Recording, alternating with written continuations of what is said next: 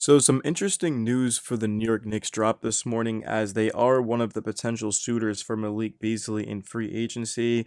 They did a background check or background work on him if you want to call it that.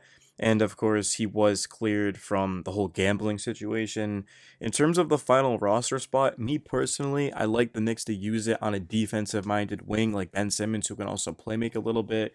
But if they aren't able to get Simmons, I do think Beasley makes a lot of sense because of his ability to shoot the basketball. I don't think he particularly played that well against us in the playoffs, but on the season, he was one of the best shooters in the league. I mean, you take a look at his stats, and he finished the year shooting 41.6% from three. He also made a ton of threes. It was high volume. I mean, this guy was getting up. It seemed like it was like 10 threes a game. So for the Knicks, they're getting another guard who can play a couple of different positions, who can stretch the floor. The Knicks don't have a sharpshooter on the roster right now. Landry Shamet could end up being one of the final guys, but right now Shamet's not on the roster. He's actually listed on our depth chart. Wait, is Landry Shamet back? Landry Shamet. He's on the depth chart. Did we bring him back? Landry Shamet news? No, we haven't. Yeah, I'm kind of confused why he's on our depth chart for ESPN. Maybe they know something we don't. I think Beasley would be basically just a better Shamit, but I'm still fully invested and fully in on Ben Simmons. I understand that offensively he's a little bit handicapped because he can't shoot, but he makes his free throws, plays elite defense, can play any position. You can play Ben at the center if you really wanted to. You could have him run the offense when Brunson's off the floor. We didn't get Chris Paul, obviously. We didn't get like Tyus Jones, so just to have somebody handle the basketball behind Jalen Brunson to me is important. I like Tyler Kolek, and I do expect him to get a bigger role next season.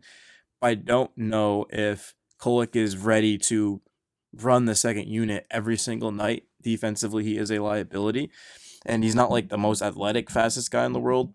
So he's gonna have to rely on his IQ and things like that, which I think can work. But we're talking about winning a championship. I mean, Ben Simmons will be a big time upgrade over Tyler Kolek. There's no question about it. And he also fixes what the Knicks need most is defense on the wing. You've got OG, you've got McHale, who you trust to be able to defend just about anyone. But outside of those two guys, you got Basaley, you got of course too. But Ben, you could throw him out there to try to limit an opposing team's best player. We don't have to worry about Jason Tatum, thankfully, because we know how great he is and things like that. But if we do have to face Giannis for some reason, which I don't think would be that big of a deal, like the Bucks aren't that great. But if we have to face someone like that, I think having a guy like Ben Simmons certainly would go a long way just to take a lot of the pressure off of an OG Anunoby. Even though not one player is guarding Giannis, it's going to take a team collective effort.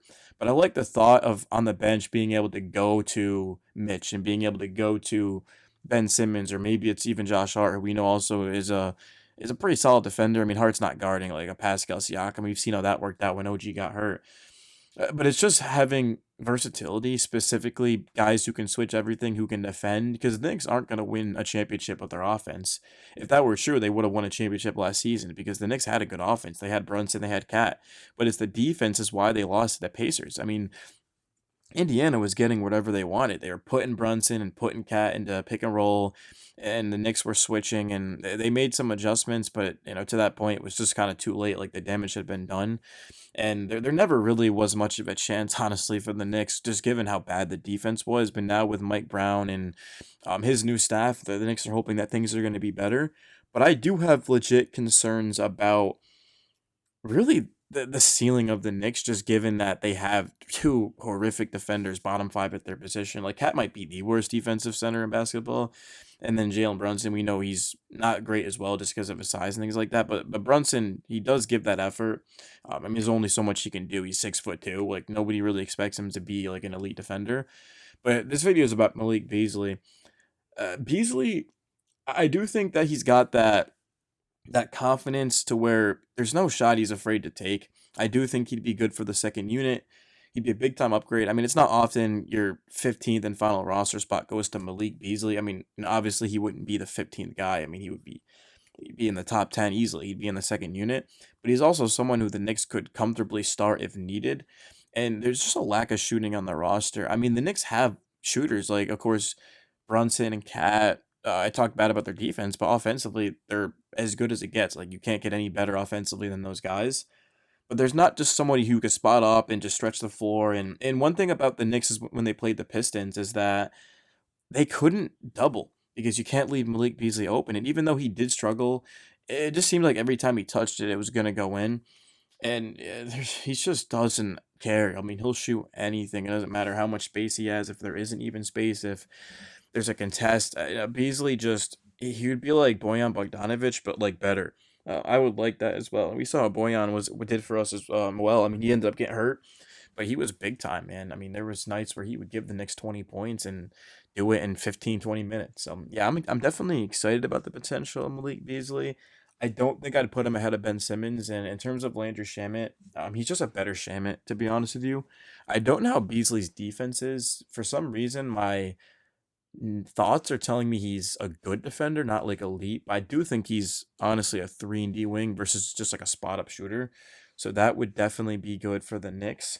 And it's just wild to think that the Knicks are going to be on before we know it. I mean, the season's in less than 2 months, isn't it?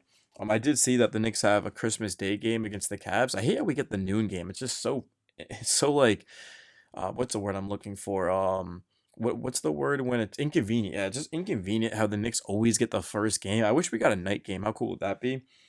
But yeah, let's take a look at the next schedule is out. I should have made a video on the schedule. But let's take a look at when the first game is. So the Knicks' first game is going to be preseason is October 2nd, and then the season kicks off the 22nd of October against the Cavs. I am going on a trip from the 24th through the 26th. I'm not gonna be able to make videos, and unfortunately, we do play against the Celtics that night. But that doesn't matter. No Tatum, like it's not really that big of a game. It's at home and then at Miami, so I won't have a video after those games. But then Monday when I come back from the trip, when I fly in, I will make a video. Like I'll have to go back and watch those games. Which now that I'm back living in the New York area, I can't do that with League Pass. So I might have to record them. I'm gonna be camping, so I can't even. I don't know. I'll figure something out. But I haven't made a video in like 3 weeks on the Knicks, so obviously I'm a little bit rusty. And there's been no news, so there's not like anything I can kind of talk about aside of Malik Beasley. So kind of bear with me, man. I'm just waiting for news. I'm not trying to force out videos. Like I could have made a video being like, oh, the Knicks, they did give McHale that extension, but he's still eligible to be traded, so they can get you on. I could clickbait that, but it's like I'm not really trying to do that. Like I just want to cover what's actually happening and things like that.